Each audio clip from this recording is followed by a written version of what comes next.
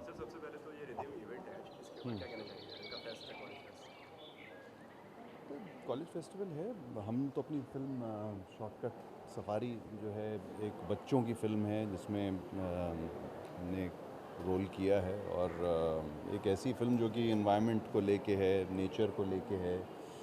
इस तरीके से आजकल हम लोग बातें करते हैं ग्लोबल वार्मिंग और ये सारी चीज़ें, तो आई थिंक इन सब ये सब बातें जो हैं सबसे ज़रूरी ये है कि बच्चों को पता होनी बहुत ज़रूरी है। और बच्चों को आप कुछ अगर बहुत ज़्यादा सीरियस और उस तरीके से पढ़ाने जाएंगे तो वो ऑब्वियसली शायद इतना इंटरेस्ट ना दिखाएं इन चीज़ों में।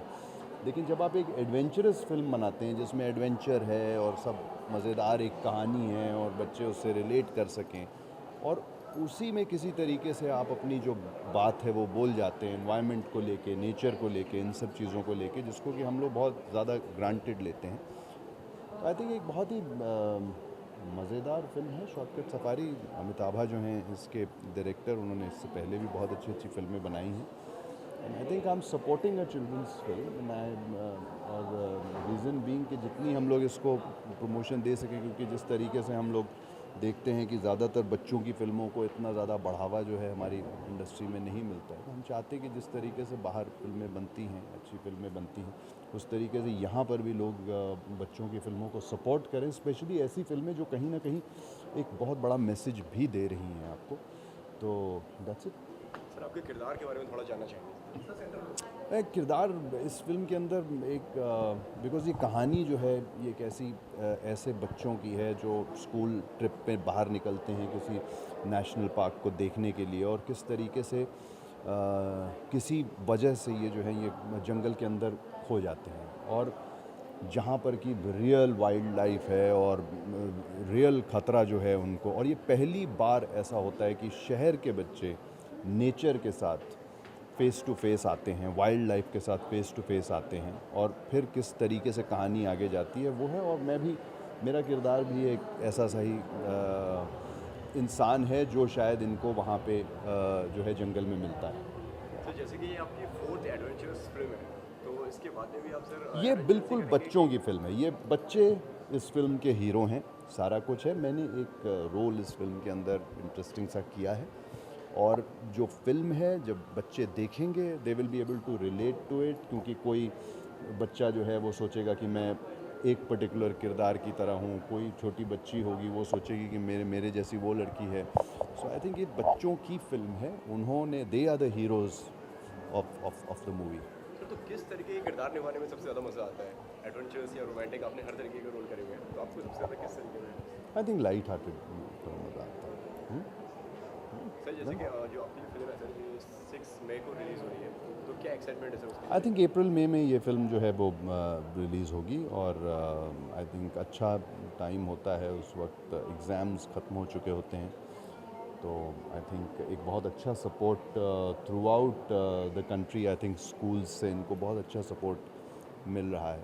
सो we are hoping that it's screened properly in a lot of schools across the country. And काफ़ी फेस्टिवल्स में भी इसको स्क्रीनिंग इसकी करी गई है और जहाँ वहाँ से जी बहुत अच्छा रिस्पांस मिला है, बहुत अच्छा रिस्पांस मिला है। I myself went to a couple of the festivals जहाँ पे चिल्ड्रंस फिल्म फेस्टिवल्स पे मैं खुद भी गया था और बहुत अच्छा रिस्पांस मिला। Thank you sir.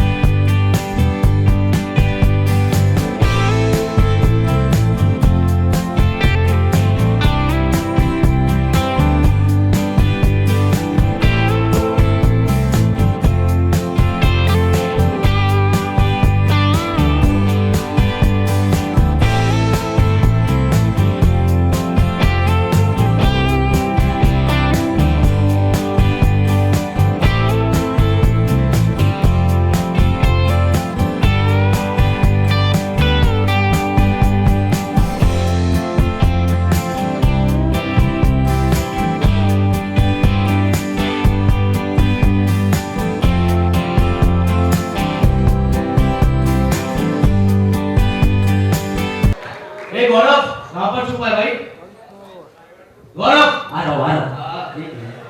ये जूनियर लोग को समझाना पड़ता है, तेरा फर्स्ट ईयर है ना ये? Second year. First year drama hosting के लिए भाई वो तो सीख जाऊंगा एक साल में। 2 साल से कर रहा हूँ, अभी तक नहीं सीखा। वो तो एक्सेप्टेड था। We want this movie to be a huge success and we wish you all the luck, all the very best. Thank you, sir. देखो हमारी होस्टिंग में एक उसूल है कि हम किसी को भी परफॉर्मिंग करने के पहले या परफॉर्मेंस करने के बाद के लिए बात बोलेंगे नहीं कि आपको जोरदार तालियां बजानी है, वो नेचुरल है। और अगर आप अच्छी ऑडियंस है तो आप बजाएंगे। और हर कोई की ऑडियंस है यार, बजाती ताली बजाओ बजाओ यार। यार। होता है शॉर्टकट सफारी के लिए। सो दिल थाम कर बैठ जाओ, हमारी अगली परफॉर्मर टीम आ रही है। Presenting to you team B.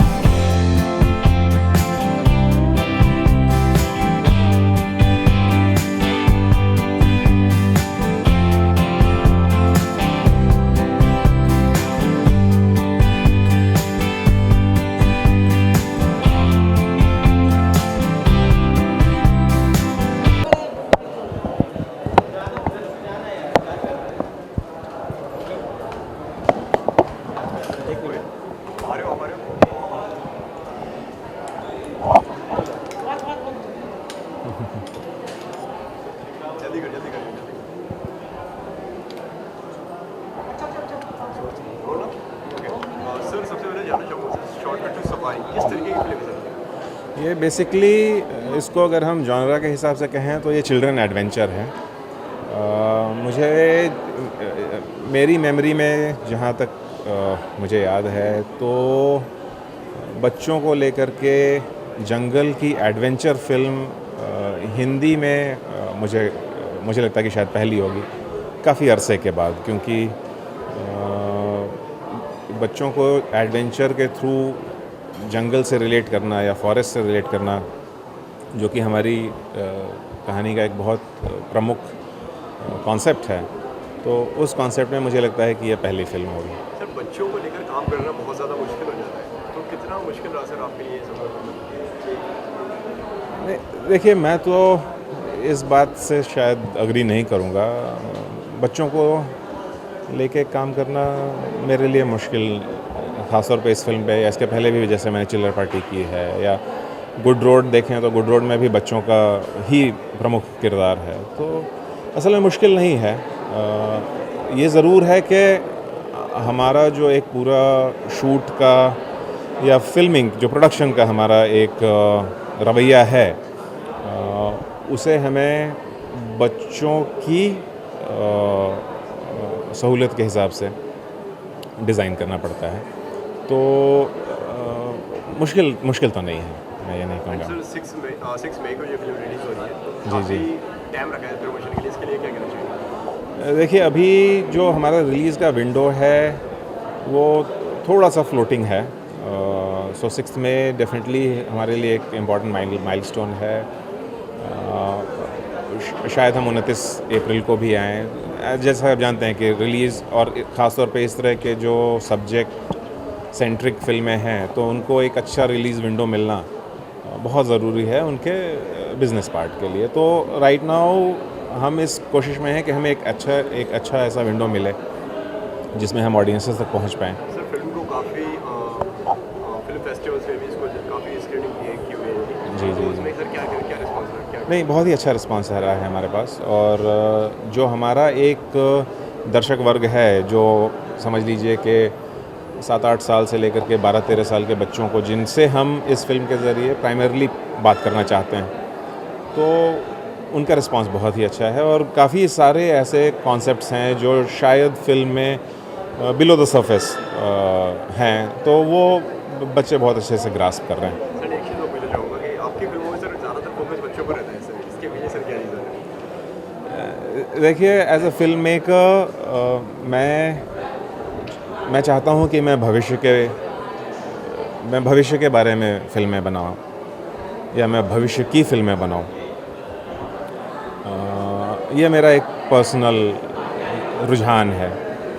और मुझे लगता है कि बच्चे भविष्य का ही सबसे डायरेक्ट रूप जिसको हम कह सकते हैं। तो ये दोनों कॉन्सेप्ट्स मेरे लिए एक साथ जुड़ जाते हैं, क्योंकि मैं शायद भविष्य की बात करना चाहता हूँ और बच्चों का उससे डायरेक्ट कनेक्शन है। तो इसलिए मुझे बच्चों के साथ काम करने में, या उन विषयों पे काम करने में जो थोड़ा सा आगे की तरफ रुख कर रहे हो, उसमें इंटरेस्ट है। Thank you.